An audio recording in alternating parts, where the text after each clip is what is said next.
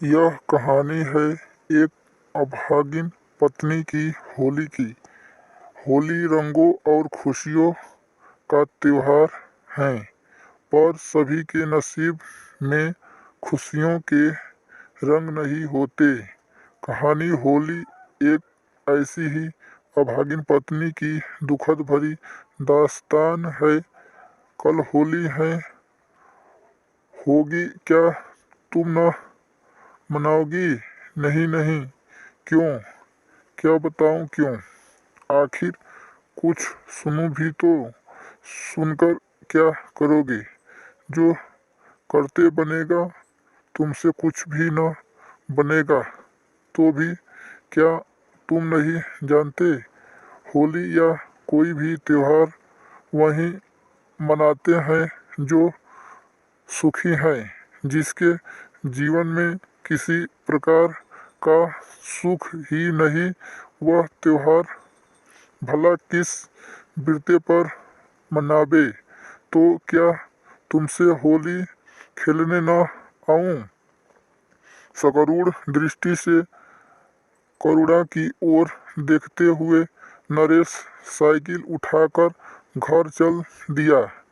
करुणा अपने घर के कामकाज में लग गई। नरेश के जाने के आधे घंटे बाद ही करुणा के पति जगत प्रसाद ने घर में प्रवेश किया। उनकी आंखें लाल थी, मुंह से तेज शराब की बदबू आ रही थी। जलती हुई सिगरेट को एक ओर फेंकते हुए वे कुर्सी खींचकर बैठ गए।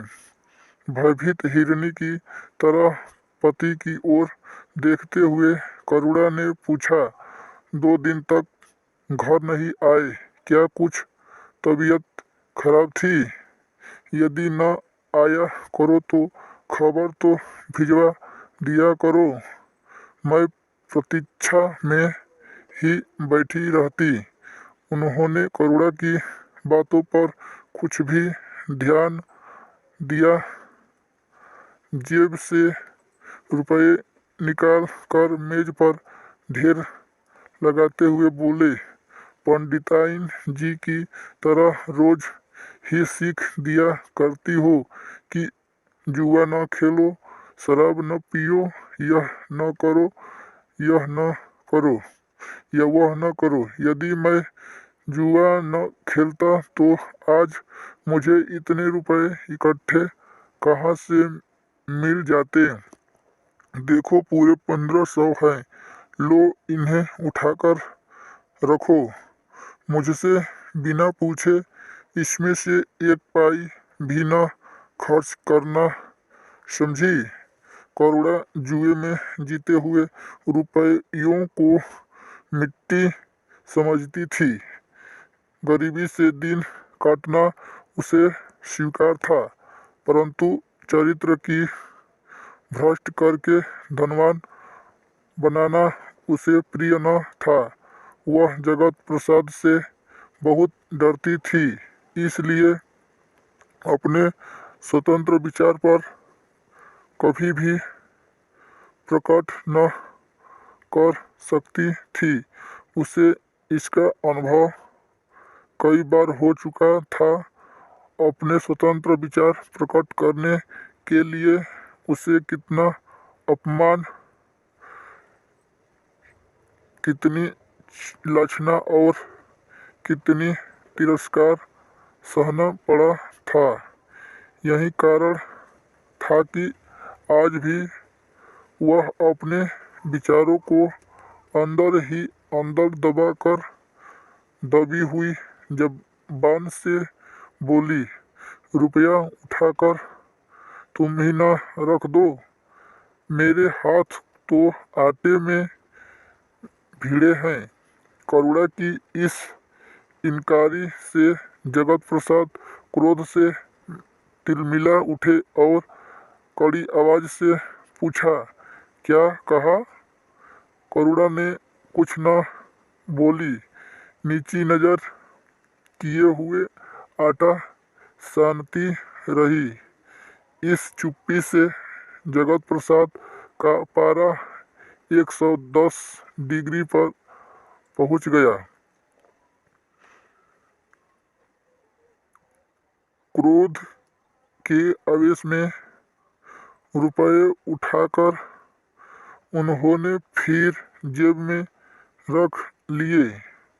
यह तो मैं जानता ही था कि तुम यही करेगी। मैं तो समझा था इन 2-3 दिनों में तुम्हारा दिमाग ठिकाने आ गया होगा, ऊट-पटांग बातें भूल गई होगी और कुछ अकल आ गई होगी, परंतु सोचना व्यर्थ था। तुम्हें अपनी विद्वता का घमंड है, तो मुझे भी कुछ है, दो। जाता हूँ अब, रहना खुशी से। कहते कहते जगत प्रसाद कमरे से बाहर निकलने लगे। पीछे से दौड़कर करुणा ने उसके कोट का सिरा पकड़ लिया और विनीत स्वर में बोली, रोटी तो खा लो, मैं रुपए रख देती हूँ, क्यों नाराज होते हो?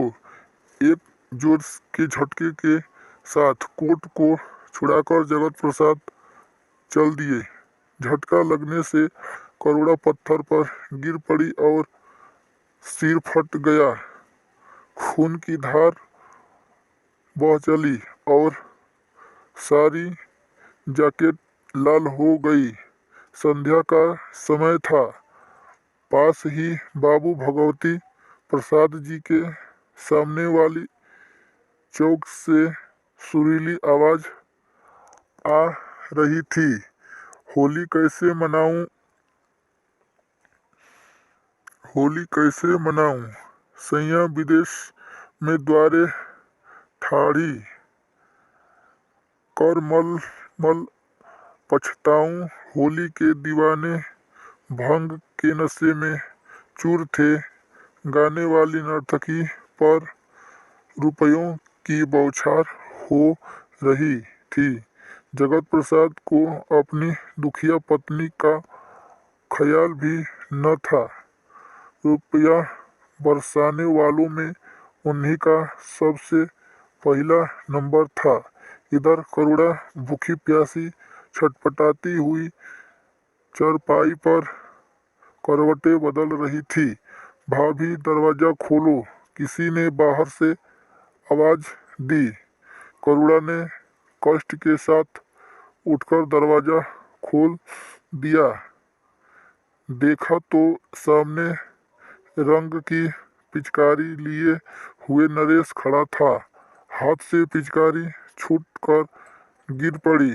उसने आश्चर्य से पूछा, भाभी यह क्या? करुणा की आंखों छल छला आई।